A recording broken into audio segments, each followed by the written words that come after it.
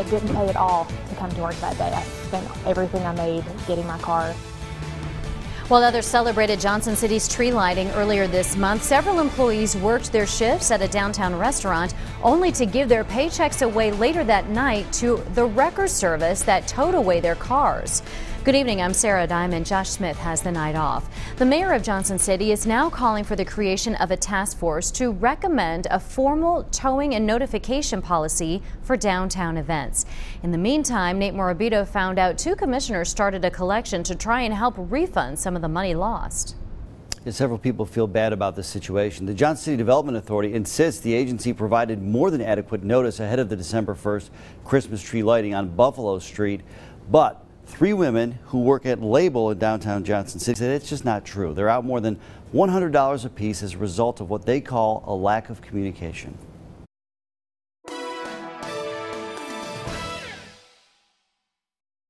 I parked right here about 10:15 on Friday morning. Mary Reams says she started her double shift at Label early on December 1st. When she left later that night, I walk out, my car's not there. She left in tears. And I just broke down. I cried. I was more mad than anything. While Reams worked a more than 12-hour shift bartending and waiting tables, a wrecker towed away her car. No, it didn't pay at all to come to work that day. She says it cost her her full paycheck to get the car back. That was my entire evening's worth of tips. Co-workers Becca Kinsler, that made me feel like I paid to work that night, and Lindsay Roberts can relate. There was no communication whatsoever about us being towed. All 3 parked along Buffalo Street that night. If you can see a pattern with people being towed, then obviously there was some form of miscommunication. Not everyone agrees. By email, the director of downtown development told us she isn't sure there is really a story here.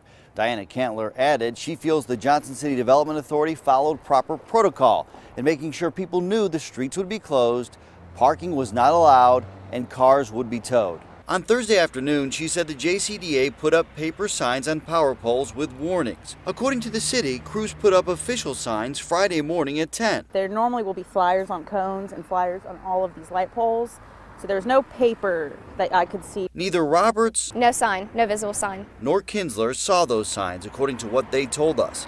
The official signs likely blocked by cars. Reams says she didn't see any signs either. If there was better communication, I think that, it wouldn't be such a problem. I feel particularly bad for the folks involved because it's Christmas time. Mayor David Tomita says after talking to the owner of Label, he asked the city to create a task force, not to place blame, but instead to make sure there's a policy in place that outlines who's responsible for notifying the public and who decides if and when to start towing cars. It is not the first time I've heard that perhaps that we needed a little clearer policy, a little clearer marking, different colored signs. And then I just don't think that just because we can tow them, we necessarily do. Fellow commissioners Ralph Van Brocklin and Todd Fowler have already offered up money to help cover some of the expenses, both telling us today they feel badly about the situation. The mayor, who's pushing for refunds, says, quote, "We'll find a way to make it right."